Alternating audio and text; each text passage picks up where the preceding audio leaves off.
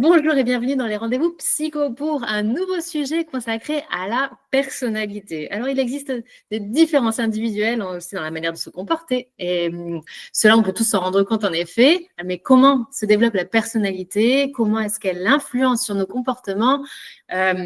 Pour parler de ce sujet, il me fallait une experte digne de ce nom parce que c'est un sujet bien complexe qu'on va pouvoir l'aborder. J'ai le plaisir de recevoir aujourd'hui Audrey Platania, directrice clinique et pédagogique des centres Cogiteuse. Audrey Platania, bonjour. Et bonjour Émilie. Alors, merci de nous faire le plaisir d'être avec nous aujourd'hui parce que voilà, c'est un sujet, c'est un peu un challenge. Plus qu'un sujet, c'est un challenge. On en parlait tout à l'heure avant de lancer cet enregistrement. La personnalité, voilà, on peut s'en douter. Hein, chaque personne, voilà, est différente, a une manière d'agir, ses spécificités, son vécu. Donc, on imagine toutes les ramifications que cela peut engendrer. En tous les cas, on va essayer d'effleurer déjà ce petit sujet, si vous le permettez. Tout petit. Tout petit. Est-ce que déjà, pour démarrer, on peut essayer de décrire ou d'expliquer ce qu'est la personnalité en psychologie? On le rappelle, quand même, il faut 5 ans d'études. Hein. Est-ce qu'on peut essayer de le définir en quelques mots? Non, pas en quelques mots, je pense que c'est vraiment difficile. La personnalité, en réalité, moi j'ai envie de commencer par pourquoi en fait. Pourquoi on a besoin justement de cette notion-là pour se penser, pour penser les autres. Pourquoi c'est une notion qui est centrale en psychologie, hein, comme vous venez de le dire, c'est vraiment pas un petit sujet, c'est vraiment le cœur de la psychologie, de la psychothérapie.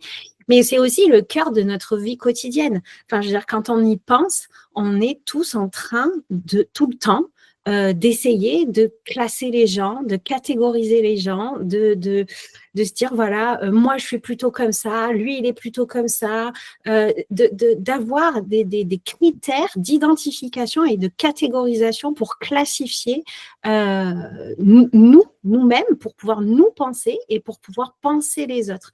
Je trouve que c'est intéressant parce que finalement, c'est à la fois naturel, automatique, indispensable en fait, et à la fois, ça peut devenir vraiment problématique.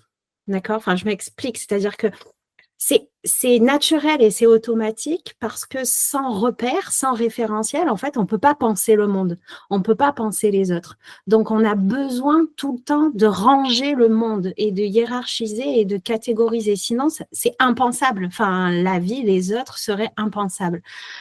Et d'ailleurs, quand on voit tout petit, les enfants, dès la maternelle, ils disent lui, il est gentil, lui, il est méchant, lui, c'est un perturbateur, lui, c'est.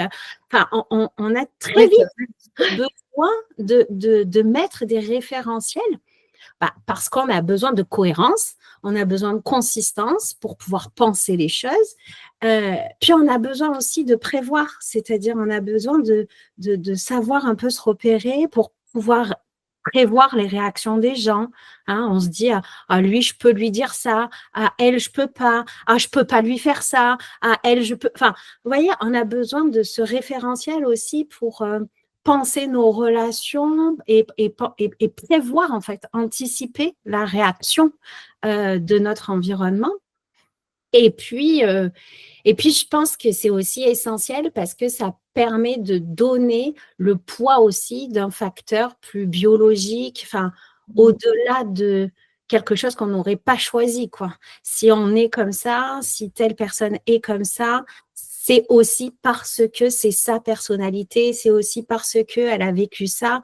Donc, ça permet aussi quelque part de donner un poids comme une espèce de force au-delà de notre propre volonté qui vient un peu déterminer notre manière de nous comporter et de réagir avec les gens, avec le monde, quoi. Donc voilà, mais ça devient aussi un piège. Ah oui, vous allez nous raconter tout ça, mais effectivement, donc c'est vrai qu'on peut déduire donc parce que cette personne est comme ça, on peut lui inventer donc une histoire, peut-être on peut lui prêter en tous les cas une histoire qui expliquerait qu'elle soit comme ça ou pas. Mais vous le disiez, donc est-ce que il y a une part d'inné Est-ce que c'est quelque chose qu'on hérite? Est-ce que c'est quelque chose qui va se développer? Comment ça se passe? Les deux, évidemment. Les deux, c'est vrai que quand on croise et qu'on regarde toutes les approches en psychologie, on sait aujourd'hui, alors les études vont vers 40% de génétique et 60% d'environnement, à peu près. Mais ça veut dire qu'en effet, on n'arrive pas neutre au monde. On n'arrive pas page blanche, quoi. Il y a des facteurs génétiques, héréditaires, épigénétiques aussi, on le sait, qui nous donnent telle et telle potentialité, telle et telle caractéristique, et c'est ce qu'on appelle le tempérament, d'ailleurs. D'accord, oui.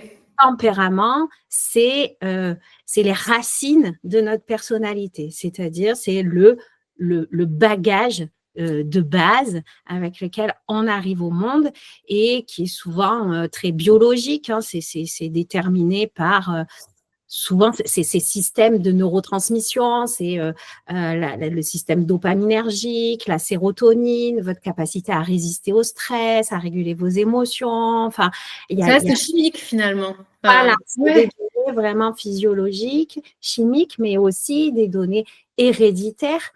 Et on sait aujourd'hui, avec les études épigénétiques, qu'il y a aussi de la transmission des événements de vie des générations antérieures. Enfin, on sait qu'il y a quand même, en effet, on n'arrive pas neutre au monde. D'accord. Ce qui est assez dingue parce que, par exemple, dans une même fratrie, effectivement, on peut être élevé par les mêmes parents, par être frère, sœur, etc., évoluer dans un environnement plus ou moins similaire et avoir des tempéraments complètement différents.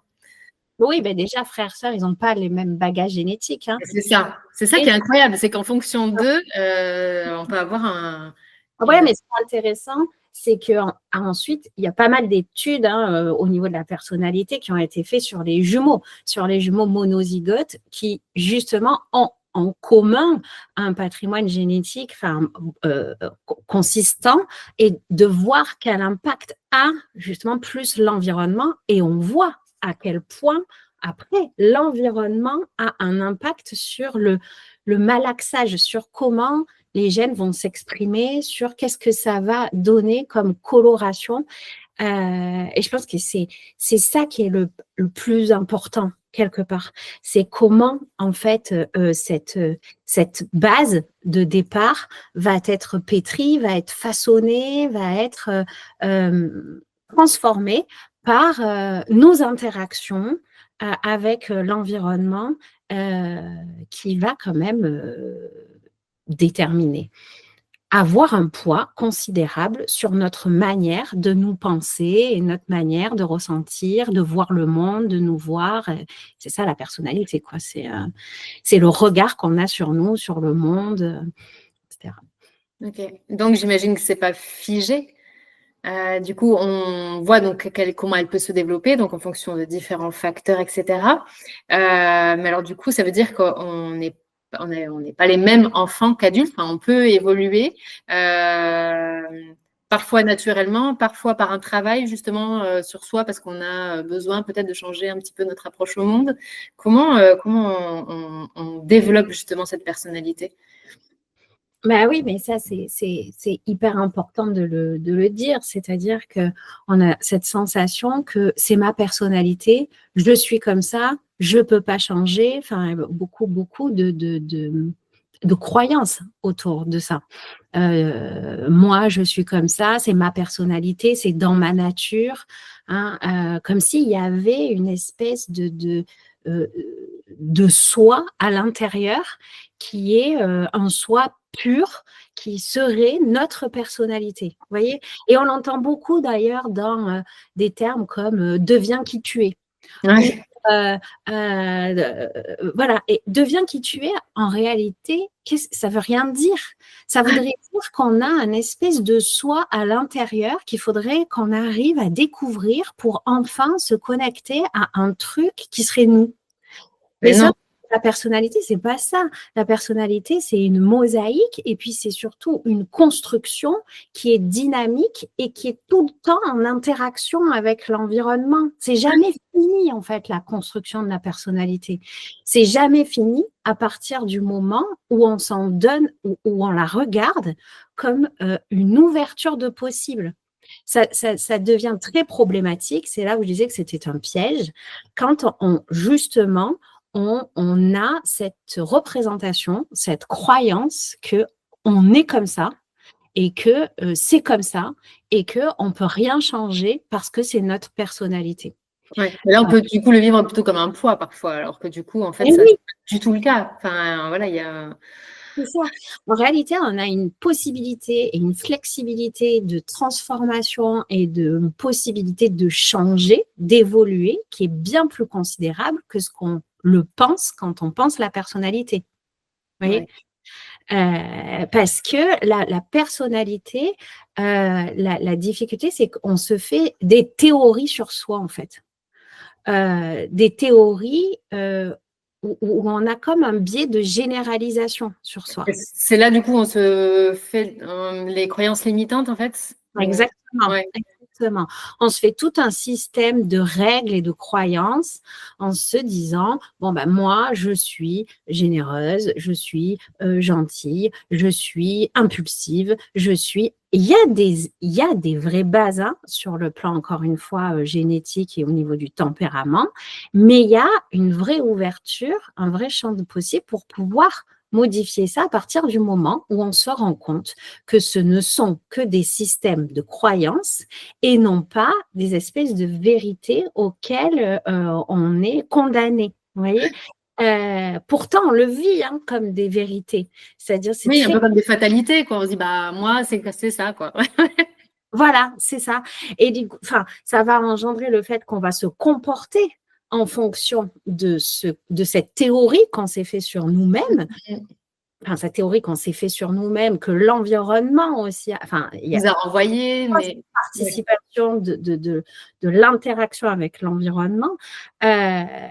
Et du coup, on va se comporter avec cette croyance-là, avec ces théories-là, ce qui va venir confirmer la théorie. Vous voyez? Et après, on est vicieux, entre guillemets, quand on. Voilà. voilà, on est dans une boucle rétroactive de se dire, de toute façon, bah, j'en ai des preuves. Enfin, moi, les personnes, je suis en thérapie, souvent, c'est ça le plus difficile. Mais non, ça, c'est une réalité. J'en ai des preuves. Il s'est passé ça, ça, ça, ça, ça. Vous voyez bien toutes les preuves que j'ai que je suis comme ça. Oui, mais en fait, c'est tout dû à un environnement et après, on s'est auto-conditionné pour correspondre à cette. des schémas, des patterns de réponse qui se répètent dans une cohérence, dans une consistance et qui viennent encore plus asseoir cette théorie qu'on a sur nous. Vous voyez? Alors, quand tout se passe bien, ça va. Mais le problème, c'est quand effectivement, on sent qu'il y a quelque chose qui nous bloque, qui nous freine dans notre évolution. Et du coup, bah, c'est là où la bonne nouvelle arrive, c'est qu'en effet, on peut travailler sur ça. C'est ça. Donc, à partir du moment déjà où on se sent pas épanoui, où on sent qu'il y a des blocages, il ne faut pas hésiter à consulter. C'est ça. Et du coup, sur quoi on travaille? Comment on travaille ça? Pour enlever ces freins, enlever ces croyances limitantes, ça va être tout un travail, j'imagine, plus ou moins complexe. Ah ouais, bah, il y a la thérapie, mais je trouve que ce qui est fascinant, c'est que, comme vous dites, il y a l'âge aussi. C'est-à-dire qu'on sent bien qu'on n'est pas les mêmes à 15 ans, à 25 ans, à 45 ans. On sent que il y a une phrase qui dit la personnalité, c'est être pareil tout en étant différent. Et c'est vraiment ça, c'est-à-dire qu'on sent qu'il y a quelque chose qui est donné de par nos modes de pensée, notre intelligence aussi, parce qu'il ne faut pas dissocier, je trouve que c'est erroné de dissocier la personnalité de l'intelligence. Tout ça fonctionne ensemble. Donc, on a un mode de pensée, on a une sensibilité, on a des potentialités qui font que ça reste solide, ça reste comme une colonne vertébrale en nous.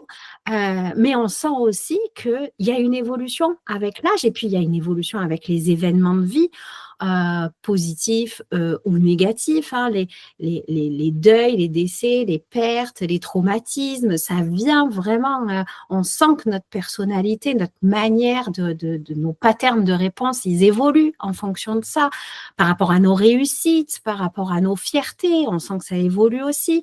Donc, il y a la thérapie, mais on sent bien que la personnalité, dans tous les cas, elle n'est pas figée, quoi. Il y a vraiment pas une fixité qui viendrait comme ça se déterminer tout le long de la vie qui on est. Ouais. Et après, il y a la thérapie. Oui, évidemment, quand on est en souffrance, Oui, mais voilà. presque, j'ai envie de dire, c'est intéressant d'aller observer ça, alors même quand on va bien, par curiosité, vous voyez? Parce que ces schémas qu'on a de pensée, de soi, du monde, ben on en a tous en fait. On est tous construits par rapport à, déjà de manière archaïque avec nos premières interactions au monde. Et en effet, est-ce que l'environnement a répondu, comment l'environnement a répondu à nos besoins fondamentaux, hein. On en a déjà beaucoup parlé ensemble sur d'autres vidéos, la sécurité, l'autonomie, le sentiment de compétence, le cadre, la régulation, enfin il y a des besoins, un enfant il a des besoins fondamentaux de développement et la manière dont l'environnement va soit apporter des réponses ajustées, ni dans la carence, ni dans l'excès, dans la congruence, ça va permettre à l'enfant de développer des systèmes de pensée sur lui et sur le monde. Et c'est ces premiers systèmes de pensée, ces premiers schémas, hein, comme certaines approches le disent, ces premiers schémas qui vont ensuite créer le lit de la personnalité. Ouais. Voilà. Un brique, quoi. Enfin, Voilà. un peu de ciment, un peu de…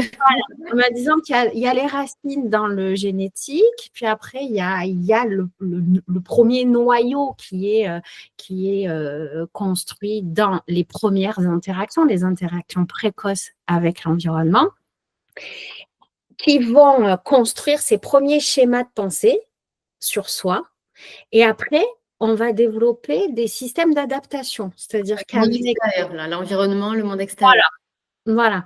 C'est-à-dire par rapport à ce que j'ai compris, construit de ce que je pense être, comment je m'adapte. Voyez, par exemple, si dans mon environnement, j'ai des parents qui sont très exigeants, pour qui c'est jamais suffisant, ou je sens qu'il y a comme un schéma d'imperfection qu'on appelle, c'est-à-dire c'est jamais suffisant. On peut toujours faire mieux dans la vie, on peut toujours faire mieux. Voilà, une croyance qu'on a comme ça. Et moi, je me dois de donner le meilleur de moi parce que dans la vie, il faut toujours faire mieux. Vous voyez, du coup, ça crée une espèce de schéma d'imperfection. Qu'est-ce que je vais en faire? Comment je vais m'adapter à ce système-là, alors de croyances, de schémas, vous l'appelez comme vous voulez, de théorie sur soi, mais l'idée est le même, c'est une représentation. Il y a plusieurs possibilités. On dit qu'il y a 3 grandes stratégies. Soit j'adhère complètement à ça, donc je me sens de toute façon imparfait, et quoi que je fasse, je serai insatisfait et je peux pas, je vais avoir beaucoup de mal après à identifier mes réussites, mes fiertés, parce que je vais tout de suite percevoir le truc que j'aurais pu mieux faire. Donc là, j'adhère. Là, c'est frustration. Voilà. Quoi. Ouais, Voilà. Soit je suis dans le combat, là, c'est la deuxième stratégie d'adaptation, c'est que je combats ça. Donc, du coup, au contraire, je peux être dans quelque chose qui n'a rien à voir avec ce schéma-là et aller dans des schémas ou dans des stratégies d'adaptation qui sont finalement toujours dans l'échec quelque part. Je me sabote, je fais jamais rien de bien. Enfin, voilà, je combats ça en étant dans l'échec quelque part. Hein. C'est grossier, c'est caricaturé ce que je vous dis, hein, mais c'est pour voilà. Soit je fuis et voilà et je suis en dilettante et il y a un problème de motivation. Enfin, mais il peut y avoir des tas et des tas d'assemblages de ces schémas et de moi, comment je m'y adapte et du coup, comment je vais me comporter et réagir par rapport à mon environnement. Mais vous voyez comme à la base, ça part d'une théorie sur soi. Ouais. D'une théorie sur soi en fonction de mes besoins fondamentaux et puis en fonction des projections que l'environnement mettent sur cet enfant, mettent sur nous, quoi. Enfin, dès le départ, ah oui, bah, oh là là, bah, toi, tu es tout ton père. Oui. Bah, voilà. Ou tu ressembles à la belle-mère. Ou, enfin, et ça, en fait, c'est des projections qui vont se mêler à la construction de la personnalité et construire ses premières théories sur soi. Et après, on va construire nos stratégies d'adaptation par rapport à ces théories sur soi. Et on se confirme ça parce que dans nos manières de nous comporter et de réagir avec l'environnement, eh bien, c'est là ce qu'on appelle la prophétie autoréalisatrice. Ça se réalise. Et du coup, ça c'est vrai que ce pouvoir du cerveau, effectivement, donc de se construire par rapport à des images qu'on nous a renvoyées ou des petits mots qu'on nous a dit, et finalement de se construire, de se développer autour de ça, alors que ça reste voilà des mots, etc. Et de voir qu'après, on se construit. Et puis alors, on l'a dit, c'est pas figé, hein, mais voilà, après ça demande un travail pour déconstruire et pour pas reformater, mais en tous les cas pour trouver d'autres évolutions possibles. Bah ouais, le pouvoir du cerveau. Le pouvoir du cerveau qui, je trouve, enlève complètement le poids du contexte et de la situation. Parce qu'on le sent bien aussi, on n'est pas les mêmes au travail, avec nos amis, avec notre famille. On est une mosaïque et selon le contexte, selon la relation, selon la personne qui est en face de nous, on va avoir différentes stratégies et patterns de réponse. Donc, on sent bien qu'on n'est pas qu'un, quoi. On est vraiment une altérité. C'est l'auberge espagnole à l'intérieur. On fera un autre sujet sur la schizophrénie un peu plus tard. Non, ça, après, c'est les trous. Mais on sent bien qu'on est constamment dans une forme de cohabitation à l'intérieur, qu'il y a une part de nous qui d'ailleurs, c'est notre identité. On sent bien qu'à l'intérieur, on a une part un peu enfant, une part ado, une part où on se pense comme ci, où on se pense comme ça. Il n'y a pas, voilà, c'est pas figé dans quelque chose. Et puis même, il y a des moments, selon ce que je vis, selon qui je rencontre, on se dit, waouh, mais je ne pensais pas que j'étais capable de faire ça. Je ne pensais pas que j'étais capable de réagir comme ça. On se surprend, en fait, parce qu'il y a en réalité beaucoup plus de possibilités que ce qu'on fige dans cette manière de théoriser et de conceptualiser qui on est et ce qu'on pense de nous et ce qu'on pense des autres. C'est vrai. Et même parfois, avec le recul, on se dit, mais comment j'ai fait pour… voilà, ça nous paraît même parfois pas si concret que ça, alors que ça s'est produit, on l'a fait. Ouais, mais on se dit, comment c'est possible? Comment j'ai été capable de le faire? C'est ça qui est fou, quoi. C'est qu'on arrive alors qu'on sait se surpasser. Et justement, ça demande une certaine force de volonté. Et ça, tout le monde en est capable. Du coup, force de volonté et je pense que c'est confrontation, prendre le risque de la nouveauté. C'est surtout le risque.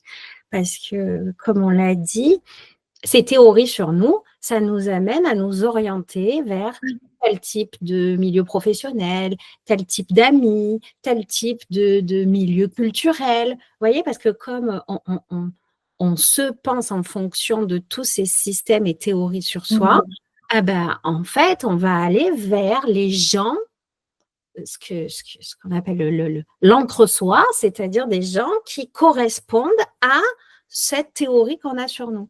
Et en fait, je pense que c'est vraiment quand on prend le risque d'aller vers des gens qu'on n'aurait pas côtoyés, qu'on prend le risque de la nouveauté, qu'on prend le risque de, par curiosité, d'aller se confronter à des choses auxquelles on ne serait pas allé naturellement, Oui. automatiquement, que ça nous permet de nous ouvrir par rapport à de nous surprendre, en fait, de nous surprendre et d'avancer dans notre construction, vraiment.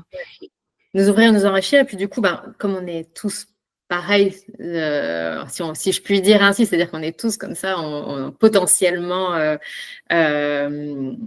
j'allais dire malléable, c'est pas le mot, mais voilà, on peut tous changer un petit peu. Ce qui est intéressant, c'est de se dire, alors que initialement, on n'aurait pas été vers ce milieu social entre guillemets, mais si, en fait, il faut juste oser sortir de notre zone de confort. Il se passe la même chose de l'autre côté, en fait.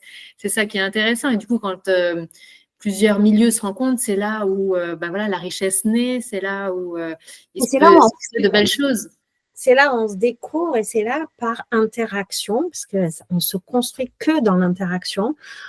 On module et on flexibilise ces constructions de théories sur soi qui nous permet justement de dépasser aussi certains blocages, certaines blessures, certaines répétitions d'événements, de rencontres. Pourquoi on tombe toujours sur les mêmes personnes? Pourquoi il nous arrive toujours la même chose? Pourquoi on réagit toujours de la même manière? Bah oui, mais parce qu'on va inconsciemment aller chercher ce qui correspond à nos croyances et à nos schémas.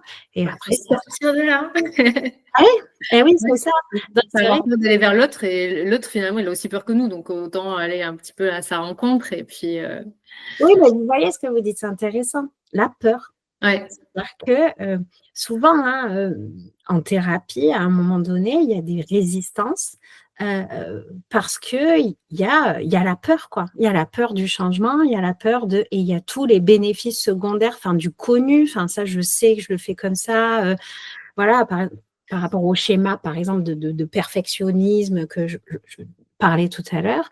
Je fais référence à un de mes patients qui se reconnaîtra peut-être. On l'embrasse. Je ne sais pas qui mais qui a un système de croyance, dit mais oui, mais moi, ça m'a permis d'avancer, de faire ma carrière. Je sais que d'être dans ce schéma-là, quelque part, c'est un schéma de protection parce que c'est grâce à ça que j'ai réussi à construire, à mettre ma famille en sécurité. Et donc, du coup, il y a toutes des stratégies qui sont à la fois fonctionnelles, à la fois dysfonctionnelles, c'est-à-dire que ça fonctionne sur certains aspects et justement, ces bénéfices-là, après, c'est hyper difficile de prendre le risque de fonctionner autrement parce qu'on a peur que si on fonctionne différemment, qu'est-ce qui va se passer? Vous voyez? Après, il a mis donc sa famille en sécurité, donc ça, c'est une bonne béquille parce que c'était son souhait, c'était ce qu'il recherchait.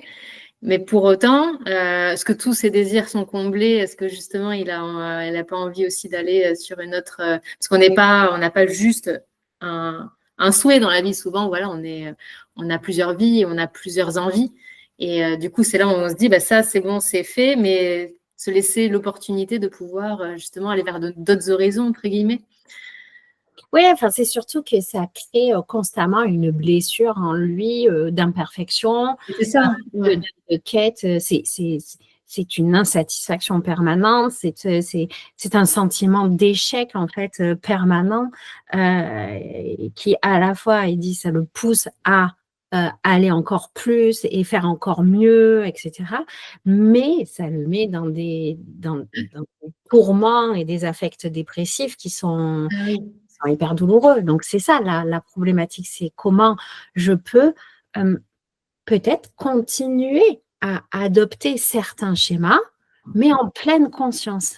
Et voir en fait que ça, ce sont des schémas et de ne pas se réduire En fait, le truc, c'est l'ouverture et de ne pas se réduire et de passer à un mode plus en conscience qu'à un mode automatique et figé. C'est comme ça ne peut pas être autrement. Oui, c'est comme ça t'amène des bénéfices, mais est-ce que tu ne peux pas aussi regarder les choses différemment? Est-ce que les choses ne peuvent pas être aussi éclairées d'une autre manière pour pouvoir apaiser d'autres conséquences que ça a, ces schémas-là? Ouais. Et j'avais une autre question justement, donc on l'a vu, ça conditionne nos attitudes, ça conditionne beaucoup de choses, la manière dont on s'est construit. Qu'en est-il des émotions?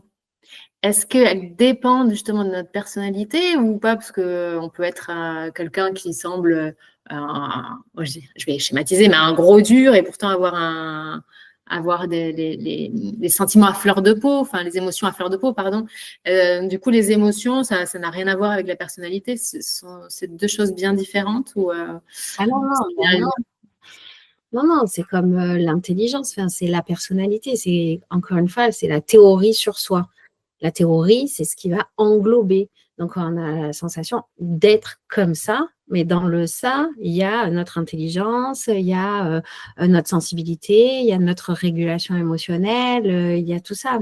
Mais comme vous l'avez dit, ça crée peut-être une tonalité plus anxieuse et du coup, on va avoir plus peur, on va avoir une forme d'insécurité qui va être plus importante. Pour d'autres schémas, ça va être la colère. On a la sensation d'être jamais respecté, oui.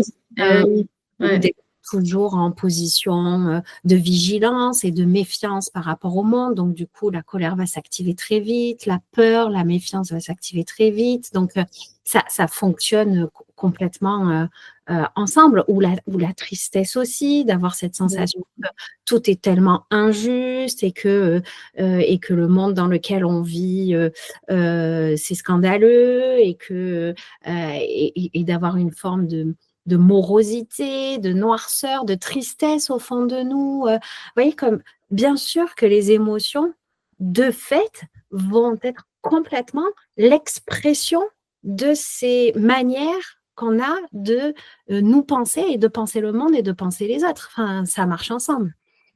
Voilà, c'est exactement. Donc du coup, pour reboucler la boucle, hein, on l'a dit, la personnalité, elle n'est pas figée. Voilà, elle évolue, elle est même depuis notre naissance, elle s'est construite, mais on peut venir remoduler. Voilà, il suffit juste d'avoir cette ouverture d'esprit-là pour essayer de modifier, en tous les cas, quand ça nous pose problème. Hein, on le disait, voilà, si tout se passe bien, tant mieux. Ouais, mais même par curiosité, moi je trouve que ça donne une forme de liberté, quoi. On reprend notre liberté. Oui, c'est ça, le mot liberté, je trouve qu'il colle parfaitement avec tout ce que vous avez dit précédemment, voilà, de sortir, bon, voilà, on en parle de la zone de confort, mais c'est voilà, sortir, et puis c'est vivre, quoi, cette liberté, c'est de vivre, d'aller dans l'inconnu, dans les rencontres, d'aller… De se libérer. On dit que on se libère le jour où on sait que la cage est faite de pensées. Et c'est tellement vrai, c'est-à-dire que tout ça, c'est que de la pensée, c'est que des systèmes de croyances, de pensée. Et les pensées ne sont pas des faits, les pensées, c'est de la construction. Et on se libère vraiment le jour où on se dit qu'en effet, tout ça, c'est que des pensées. Donc, comment je peux moduler pour vivre dans un monde avec une pensée qui sera plus agréable, positive, plus apaisée par rapport à tout ça. Mais juste pour… on dit que les enfants deviennent ce qu'on pense d'eux. C'est énorme, cette phrase. Ouais. Vous voyez, le poids, le poids de la pensée. Ouais. C'est toutes les études sur l'effet Pygmalion. Je ne sais pas si vous connaissez. Oui, bien sûr. L'effet Pygmalion, c'est que les enfants vont avoir adopté un comportement en fonction de ce que vous pensez, de ce que vous croyez d'eux, plus que la réalité de leur potentiel, la réalité de leur bagage génétique ou leur tempérament, quoi. Et ça, l'effet Pygmalion, c'est quand même un effet qui a une grande stabilité au niveau des études scientifiques et qui montre à quel point le poids de ce qu'on pense va venir façonner notre manière d'identifier les choses, mais de sélectionner les informations dans notre environnement, de traiter les informations, de les interpréter. Enfin, c'est pour ça que c'est au cœur quand même la personnalité. C'est une notion au cœur de la psychologie et enfin au cœur de l'humain, quoi. Au cœur de l'humain, c'est ça. Du coup, pas hésiter à rappeler aux enfants qu'ils sont capables. Ça, déjà, je pense que ça leur permet de partir avec une petite dose de confiance. Oui, enfin, de les surprendre à être capables. Au-delà de leur dire, et oui, c'est de les surprendre au moment et d'éclairer. waouh. Ouais. C'est vraiment la notion de spot. Où est-ce que vous allez éclairer? L'enfant, il a tel et tel comportement. Vous allez mettre en lumière quoi? Où est-ce que vous mettez votre focus? Parce que selon où vous mettez votre focus, ben en effet, ça va amener petit à petit. Ouais, il est toujours agité, il est toujours perturbateur, il se lève tout le temps. Oui, peut-être parce qu'il a un TDAH ou peut-être parce qu'il est anxieux ou peut-être. Mais du coup, à force d'éclairer cet aspect. Et oui, mais là, du coup, on alimente. Mais ouais. L'enfant orienter le focus ailleurs. Ouais. Construit dans je suis l'élément perturbateur, j'agace tous les adultes, moi je suis l'enfant agaçant. Et après, ça se. Voilà.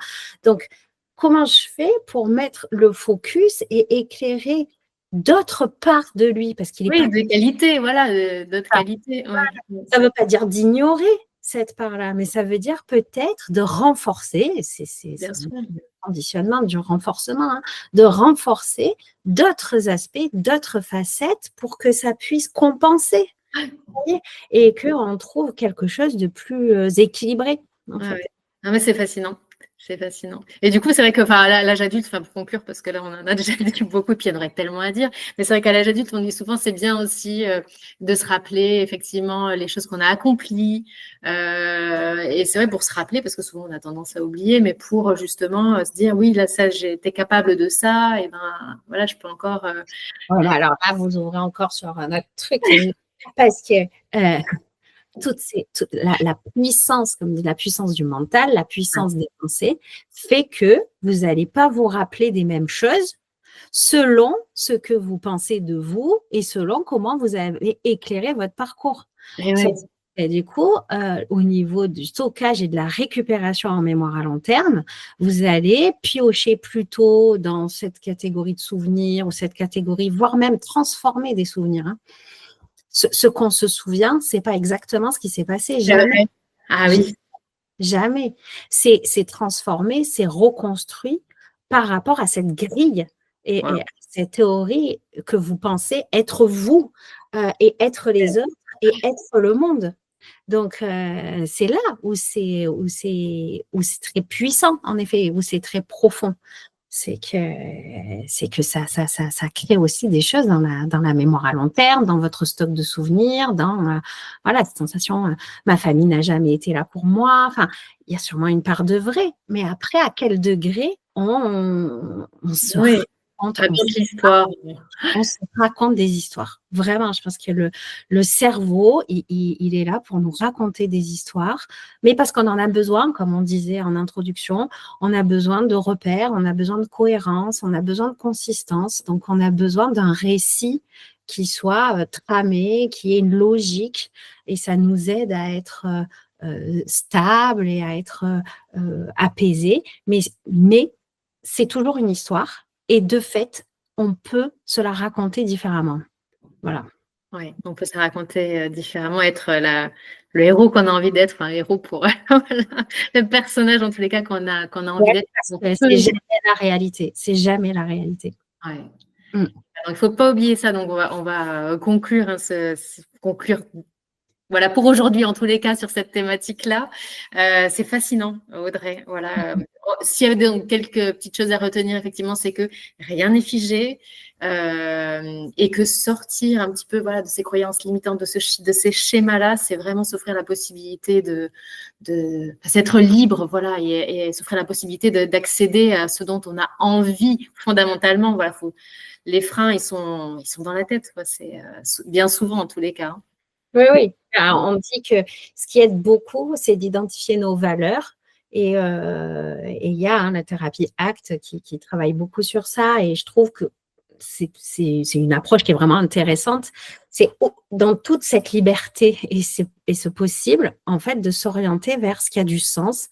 Et voilà, quelles sont mes valeurs? Et à partir de là, de pouvoir tramer avec sa boussole intérieure pour s'aligner à ces valeurs-là. Au-delà de toutes ces pensées, de toutes ces croyances, qu'est-ce que je veux vraiment? Qu'est-ce qui a du sens? Qu'est-ce qui est vraiment important pour moi?